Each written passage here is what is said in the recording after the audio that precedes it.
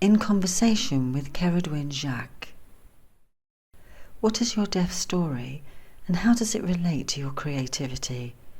How do you feel about a Deaf Creative Manifesto for Wales, and what do you think should be included within it? When I was about a year or so old, I had scarlet fever and was in isolation hospital for many months. The secondary effects of the scarlet fever with mastoid infections, burst eardrums must have been incredibly painful for such a small child. And of course, in those days, parents were not allowed to be in isolation hospital. They apparently could see me through a little window, but I didn't know they were there looking at me. And of course, it was tremendous deprivation being taken from my parents at such a young age. And because of that, and my mother was expecting another baby and then turned out to have a heart murmur, so she was difficult to look after. I went to live with my grandmother, who at that time just lived next door to my parents. And I can remember night after night my grandmother holding a hot water bottle above my ear so that the warmth would help to ease the pain. And unfortunately, there were no antibiotics available, so it was an ongoing infection. As I got a bit older, I had to be taken to the clinic every day to have my ears cleaned and horrible stinging drops put into them to try and clear up the infections. And of course, I was partially deaf. One ear was worse than the other. One ear had burst, its eardrum, and that was the worst one. And then the other ear, they sliced through the eardrum in order to let out the material, the pus and so on that was coming out. But anyway, all through my early school time until I was 11 years old, I had to go every day to the clinic to have this treatment. And my grandmother, incredibly, used to go on two buses, one into the centre of Newport and another one up to another bus to where the clinic was, for my treatment. And she did that every weekday until I was 11. And then I passed to the girls' high school, and I could take myself to the clinic because it was nearby the school. But until then, in the junior schools, I think I must have been considered quite stupid because they never tested whether I could hear anything, and I was just allowed to sit on the back row, and I couldn't tell what we were supposed to be doing. I watched the other kids very closely so that I could be just behind them in whatever it was we were told to do. And yes, that was the beginning of my life, was really having to cope with a very considerable hearing defect. And then I suppose in my early married life, in my 20s and early 30s, I managed because I just had a household and the kids are used to making mum here. And then I had the opportunity to go to university. And in fact, we were 6 of us, the first intake of married, mature students that were allowed into Reading University. And I did a degree of English language and literature, and it was wonderful. But I did find that in the seminars and small groups that I was unable to hear what the students were saying, and I felt very much at a disadvantage. So I asked my doctor to refer me to a hearing specialist because I thought there must be a way of dealing with this. Well, he said that he could probably restore my hearing with an ear operation, but unfortunately it was not successful. I had to have another operation to clear all of that out, and then another one to try and restore my hearing, which it did until about 5 years ago, and then it completely went. So I'm now managing with one ear, the right ear, which has Teflon bones in place of the actual ear bones, and a tympanoplasty, which means a graft of the eardrum, so that is working, and that is amplified with a powerful hearing aid. If I take my hearing aid out, I hear absolutely nothing. I go into a silent world. But I will say that in spite of this disability, I've had a most amazing life and done so many things. I became a drama teacher. I've worked in Africa with abused children and women, and set up a school in Lesotho and trained the teachers and started the school up. And so I feel I've been very blessed in spite of the disability. But now that other things have come along, like tinnitus and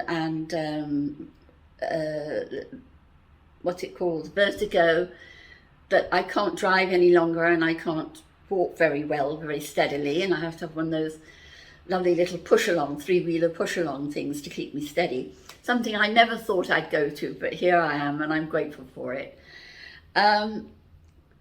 I'm sure that my story is not the only kind of story. Unfortunately, there weren't antibiotics available when I was little, and probably things are not allowed to get so bad for children when they have ear infections, or it's caused by one of the children's illnesses, that it often can be a secondary problem. But they would be given antibiotics straight away. But somebody of my age, they simply weren't available. Apparently they had been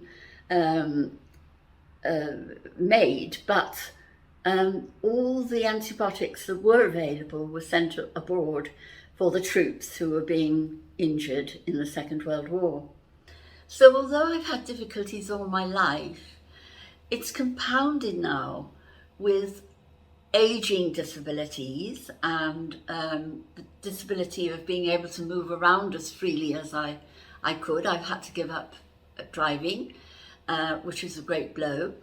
And I can't help thinking that there are ways that could help people in my situation. I've moved into a retirement complex, which is very lovely. They're very kind, but there is nothing to stimulate anybody on a creative level here, although they have a creative room upstairs, but I don't see anybody using it or anybody coming in to encourage people to use it. I've always been a creative person in that I've loved to sing and dance, and I've performed on stage. I was a drama teacher and absolutely loved performing. And then over later years, I started to do craft work with felt and make felt rugs and felt pictures. And then I did an MA in creative writing as part of my retirement process, and then started to write poetry. And about 3 years ago, I actually published a poetry book, which I self-published and sold them for a few pounds each, all of which went to help support the hospice that I was attending once a week. It says, "From Where I Am" by Ceredwin. And I got to the stage where I realised that my life was changing because I couldn't do the things that I could do before. And I wrote this poem that people seem to relate to. I thought of myself as unravelling.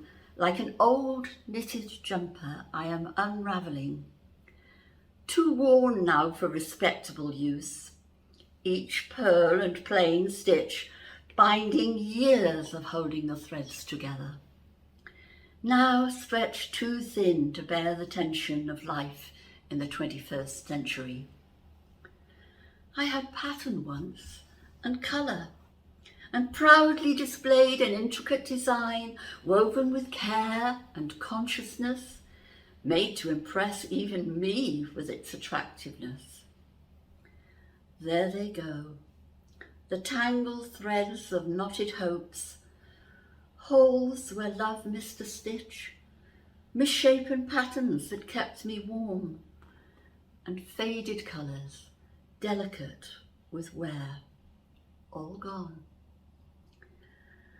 I'm simple now, and lighter as the threads unwind, relief to ease the tension. What's left is softer and more yielding. Soon I shall be a memory in the mind of my wearer. But the yarn is still there, ready to be knitted again when a new design arises in the mind of my maker. I wonder, what shall I be then? There's a huge sense of loss that I'm feeling to have reached this stage in my life and not to be able to be creative in the way that I'd like to be. On an emotional level, it feels as if part of me has just been taken away before I die. I don't have to wait till I die to have most of me stripped away. Yes, it's not an easy situation, and it's not easy being an old person because all the aches and pains come and the illnesses and all these things can make you feel that you're less than you really are. Yes, I'm doing my best, but I'm sure that there are many ways in which to heal this kind of emotional vacuum that I have here in my heart. And I'd love to see something that would benefit not just me, but lots of other older people too. I'm sure that this need not be an isolated experience, that there is a way for this project, this Here We Are project, nice title, this Here We Are project, to be able to put people in touch with each other that actually will stimulate a lot of fun, a lot of laughter, a lot of pleasure, maybe some tears, but friendship translated into creativity.